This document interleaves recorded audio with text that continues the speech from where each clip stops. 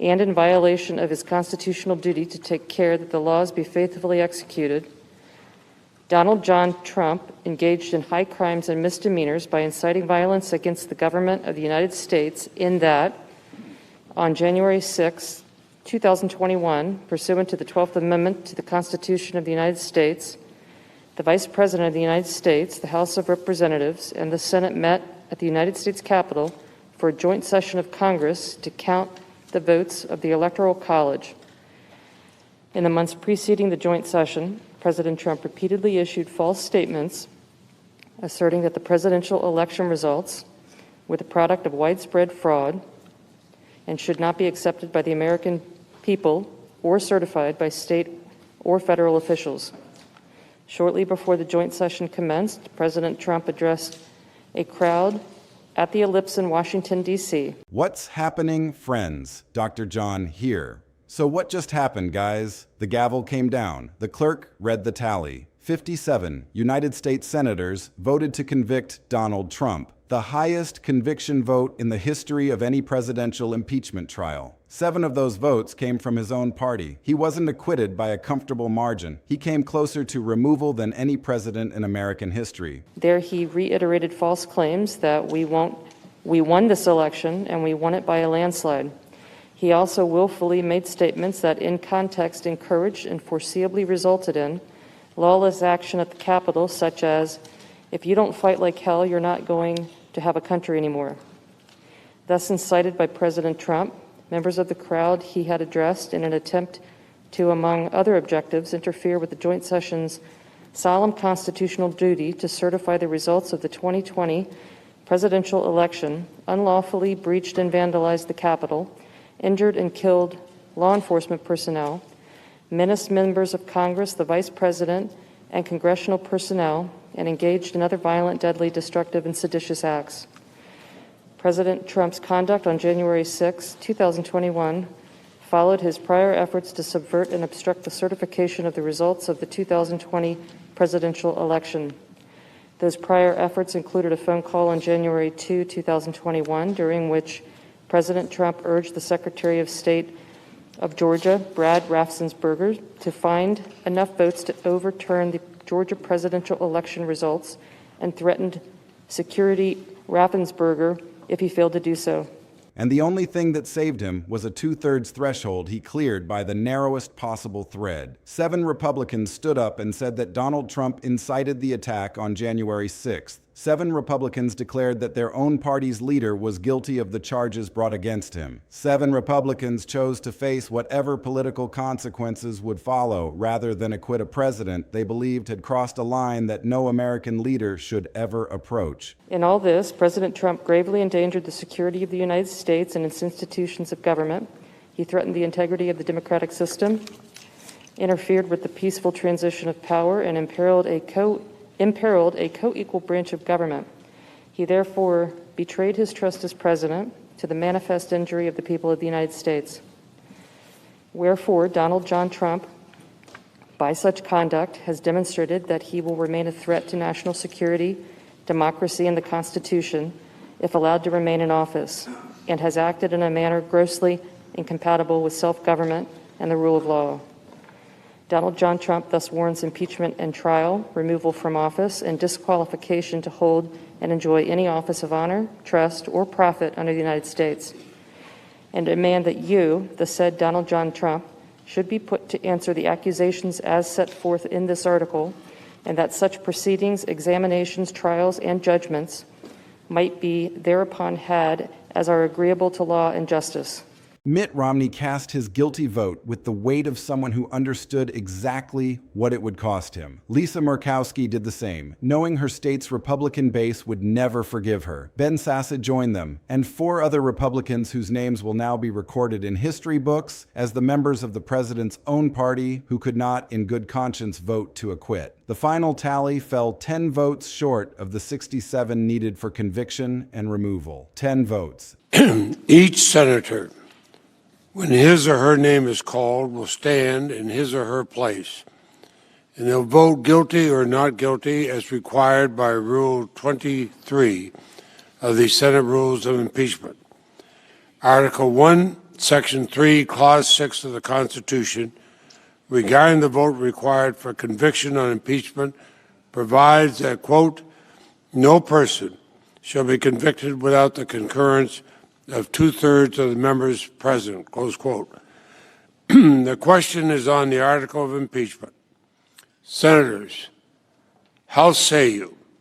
Is the respondent Donald John Trump guilty or not guilty? A roll call vote is required, and the clerk will call the roll. Ms. Baldwin. Guilty. Ms. Baldwin, guilty. Mr. Barrasso. Mr. Barrasso, not guilty. Mr. Bennett. Mr. Bennett, guilty.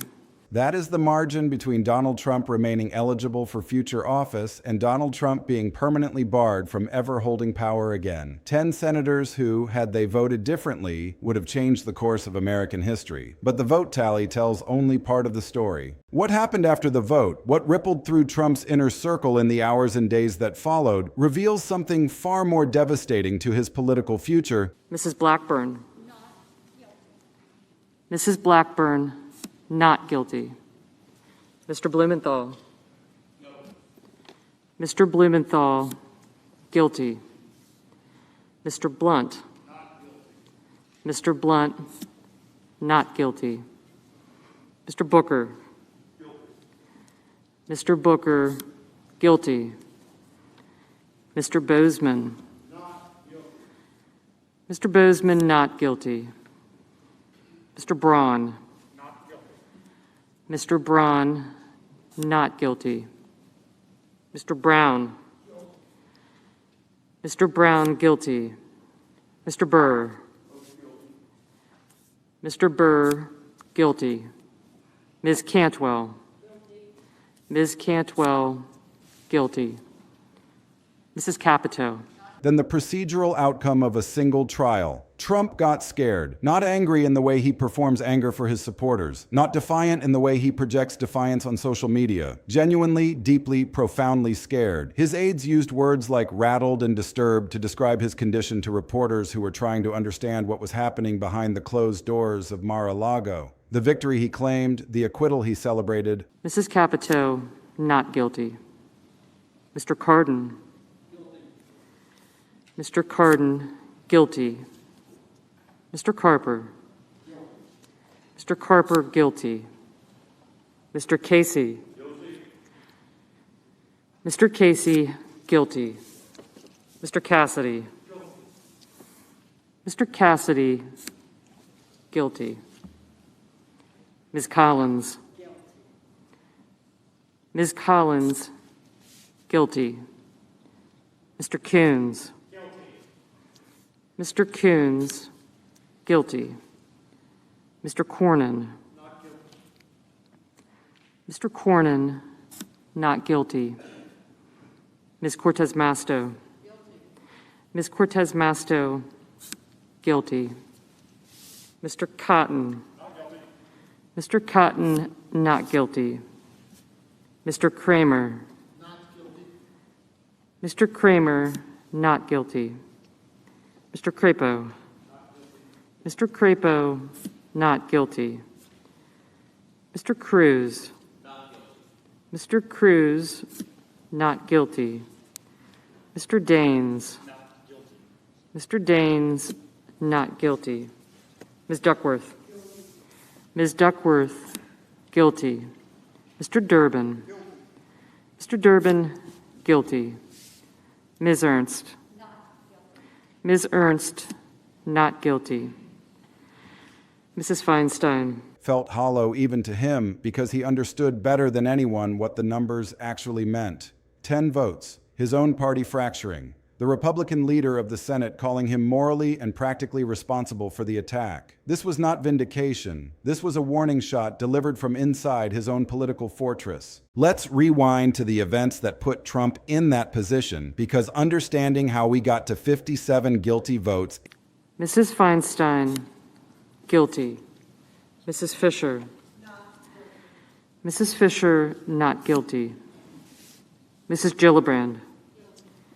Mrs. Gillibrand, Guilty. Mr. Graham. Mr. Graham, not guilty.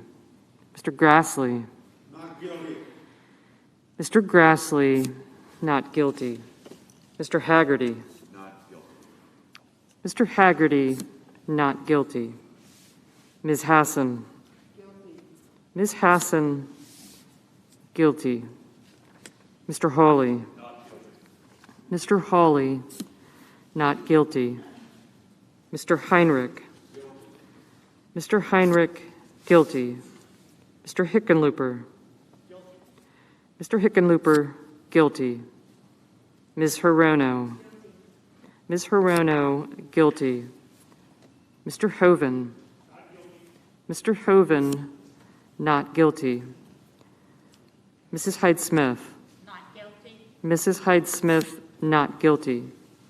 Mr. Inhofe. Is essential to understanding why Trump was so terrified by the outcome. The story begins on the day Congress gathered to certify the Electoral College results. Trump had spent weeks claiming the election was stolen, weeks telling his supporters that the only way they would lose their country was if they failed to fight. He summoned them to Washington on the very day the certification was scheduled. Mr. Inhofe, not guilty. Mr. Johnson. Not guilty. Mr. Johnson, not guilty. Mr. Kane. Guilty. Mr. Kane, guilty. Mr. Kelly. Guilty.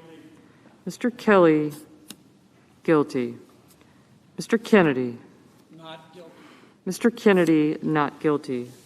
Mr. King. Guilty. Mr. King, guilty. Ms. Klobuchar. Guilty. Ms. Klobuchar, guilty. Mr. Langford. Not guilty. Mr. Langford, not guilty. Mr. Leahy. Guilty. Mr. Leahy, guilty. Mr. Lee. Not guilty. Mr. Lee, not guilty. Mr. Lujan. Guilty. Mr. Lujan, guilty. Ms. Lummis. Not guilty. Ms. Lummis, not guilty. Mr. Manchin. Guilty. Mr. Manchin, guilty. Mr. Markey. Guilty. Mr. Markey, guilty. Mr. Marshall. Not guilty. Mr. Marshall, not guilty. Mr. McConnell. Not guilty. Mr. McConnell, not guilty. Mr. Menendez. Guilty. Mr. Menendez, guilty. Mr. Merkley. He told them the stakes could not be higher, and when the crowd assembled on the ellipse, thousands strong and primed for confrontation, he gave them their marching orders. March to the Capitol. Fight like hell. Show strength and determination, because if you don't fight, you won't have a country anymore. The crowd listened. They always listen. They marched down Pennsylvania Avenue in a mass that overwhelmed the unprepared security forces. They breached the barriers. Mr. Merkley, guilty. Mr. Moran.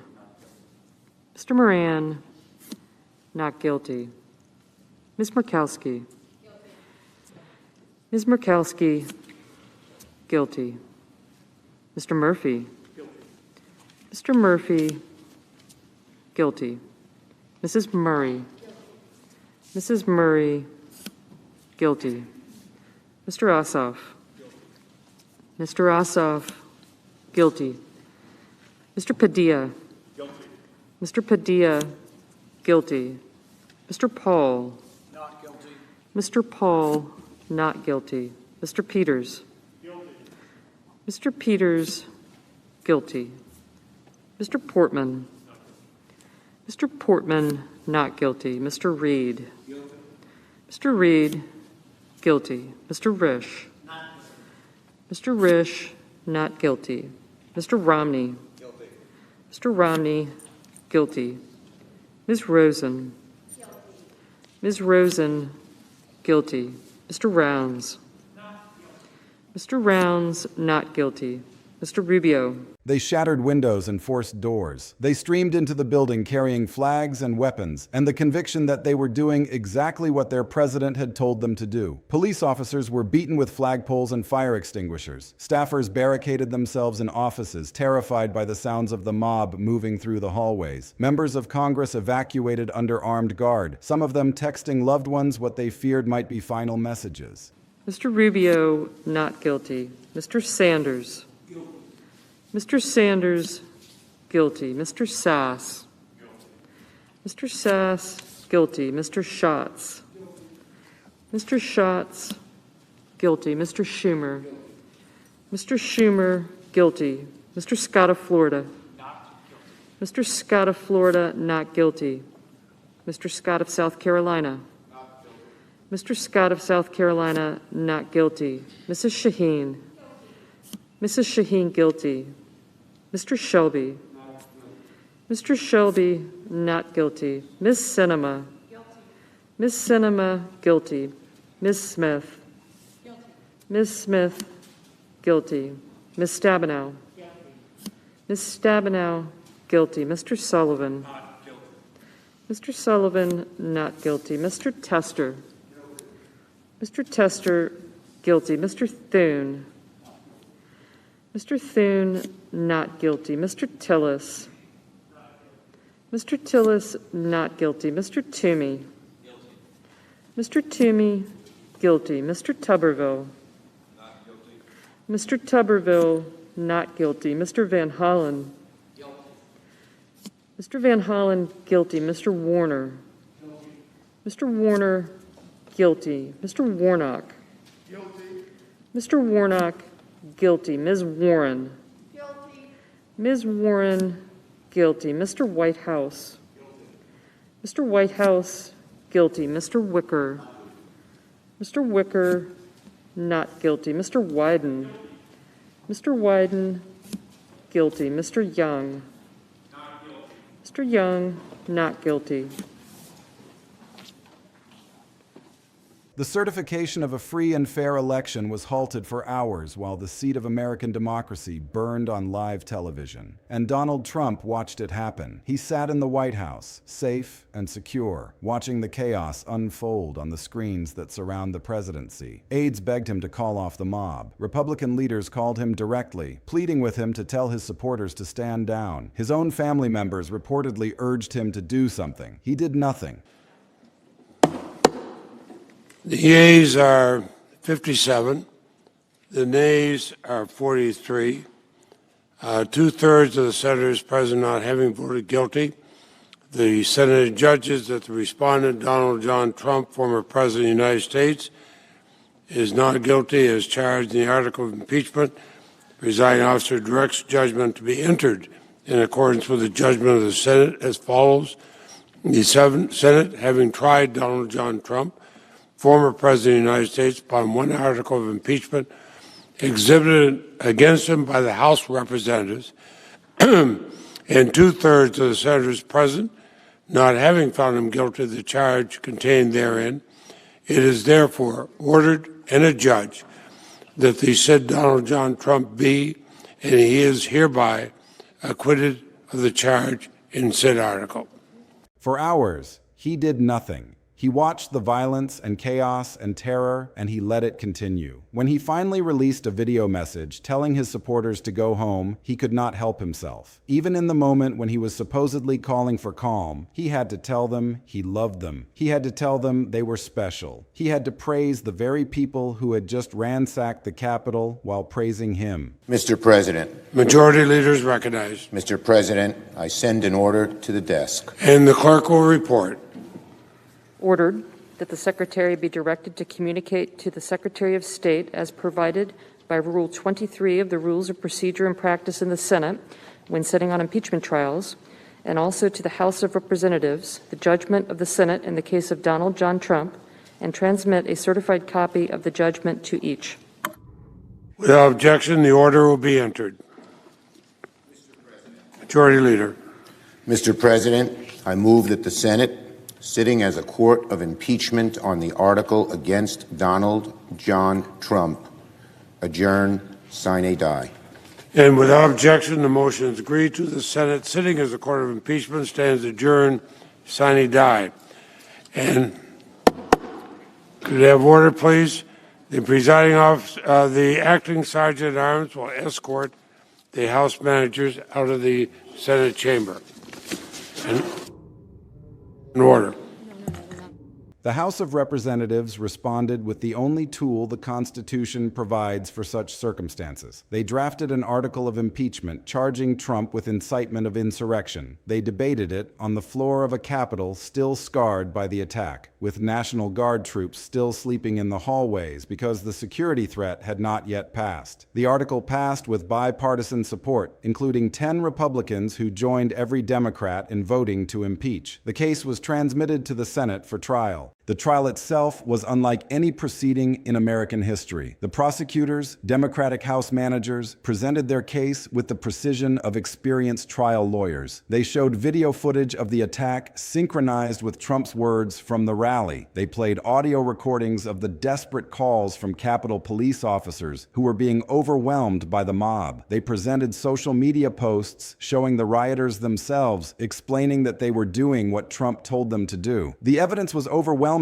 not because it revealed some hidden truth that nobody had previously understood, but because it assembled what everyone had seen in real time into a coherent legal argument. Trump summoned the mob. Trump directed the mob toward the Capitol. Trump watched the violence unfold and did nothing to stop it. Trump praised the perpetrators even as he finally told them to leave. Trump's defense team offered arguments that ranged from procedural objections to outright falsehoods. They claimed the trial was unconstitutional because Trump had already left office. They claimed Trump's words were protected political speech that had nothing to do with the violence. They claimed the entire proceeding was a partisan witch hunt designed to prevent Trump from running for office again. But the senators who sat in that chamber as jurors, who had themselves been forced to evacuate when the mob breached the building, who had heard the rioters chanting their names and threatening their lives, knew what they had experienced. The question was whether they would let that knowledge overcome their political calculation. When the roll was called and the votes were tallied, 57 senators said yes. 57 senators voted to convict. 57 senators found Trump guilty of inciting an insurrection against the government he was sworn to lead. The number was historic. No president had ever received more than 50 conviction votes in an impeachment trial. Bill Clinton had faced 50 guilty votes on one article and 45 on another. Andrew Johnson had survived by a single vote. Trump received 57, a total that shattered every previous record and demonstrated that something fundamental had shifted in American politics. The 7 Republicans who voted to convict represented the largest defection from a president's own party in any impeachment trial in American history. Richard Burr of North Carolina voted guilty and was immediately censured by his state party. Bill Cassidy of Louisiana voted guilty and faced similar backlash. Susan Collins of Maine voted guilty and was attacked by Trump supporters who had once considered her a reliable ally. The other 4 Republicans each made their own calculations about conscience versus political survival, and each chose conscience.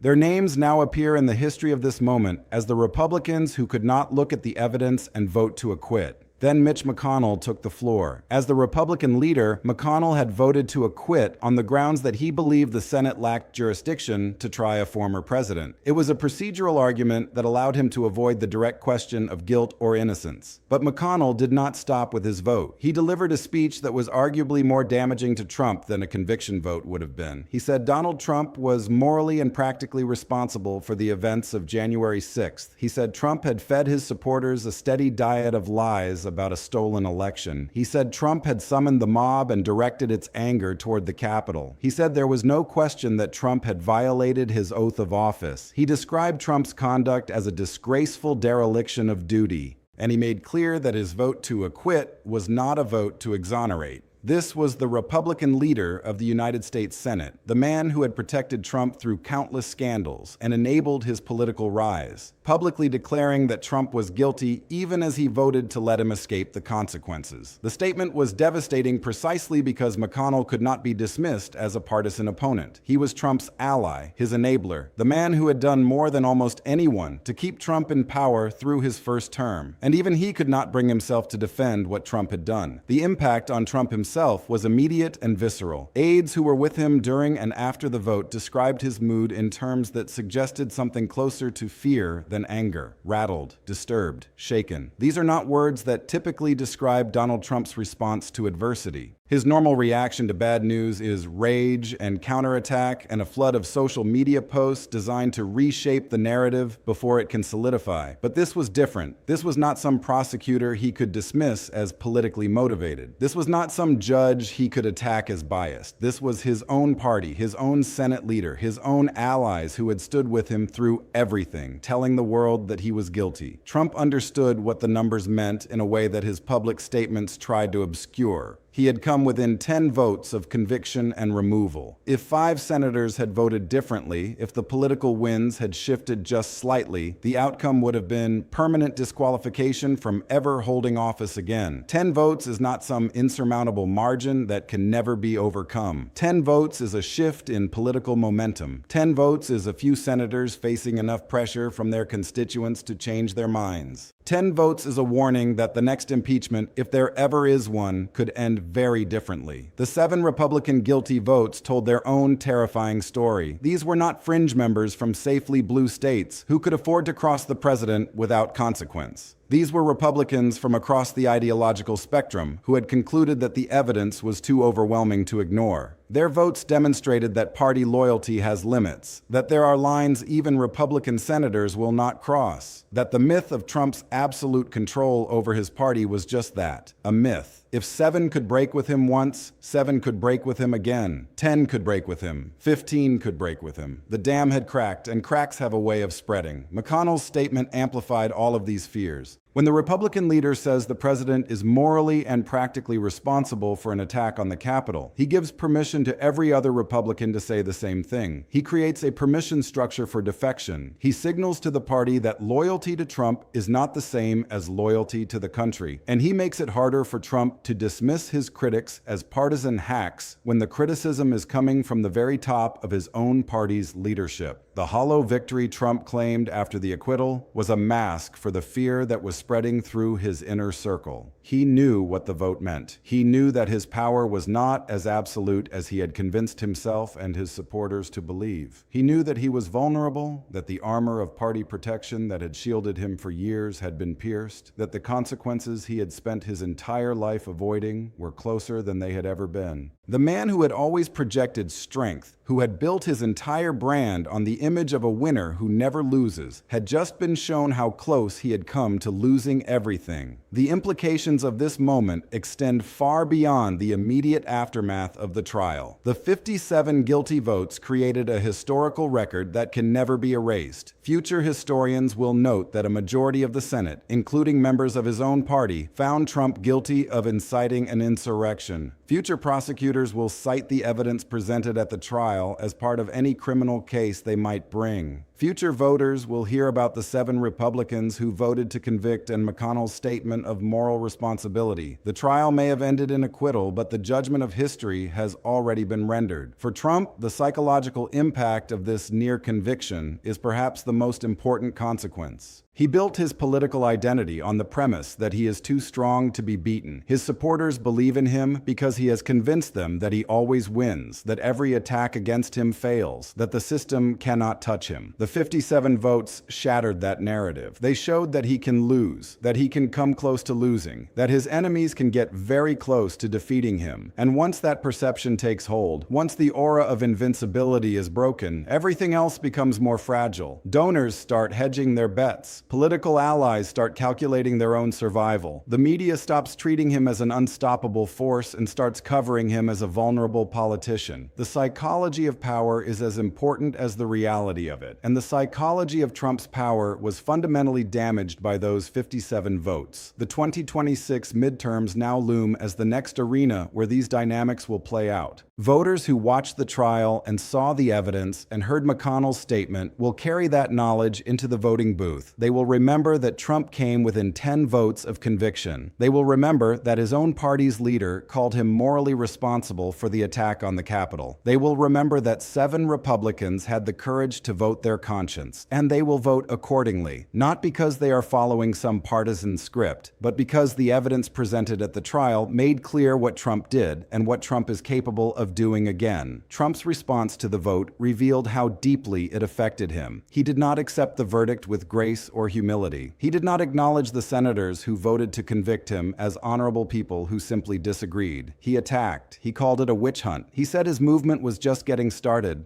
He tried to spin the acquittal as total vindication and the 57 guilty votes as meaningless. But the bluster could not hide the fear. His aides knew it. The reporters who covered him knew it. The senators who voted against him knew it. Trump was scared because Trump had come closer to losing everything than he had ever come before. The fear that gripped Trump after the vote is the fear of someone who has finally understood that his luck is not infinite. Throughout his entire career, Trump has operated on the assumption that there is always another move to make, another lawsuit to file, another ally to pressure, another delay to exploit. He has never faced a genuine, inescapable consequence because he has always been able to find an exit before the trap closed completely. But the 57 votes showed him that the trap is real, that the mechanism of accountability actually functions, that the Constitution still has the power to reach even the most powerful person in the country. And if it almost reached him once, it could almost reach him again. Next time, those 10 votes might not be there to save him. The historical significance of this moment will grow over time. The trial produced a factual record that will never be fully discredited or forgotten. The witnesses who testified, the documents that were entered into evidence, the video footage that was played for the Senate and the nation, all of it now exists as a permanent account of what happened and who was responsible. Trump cannot rewrite this history. He cannot tweet it away. He cannot bully it into disappearance. The record is what it is, and the record shows that a majority of the United States Senate found him guilty.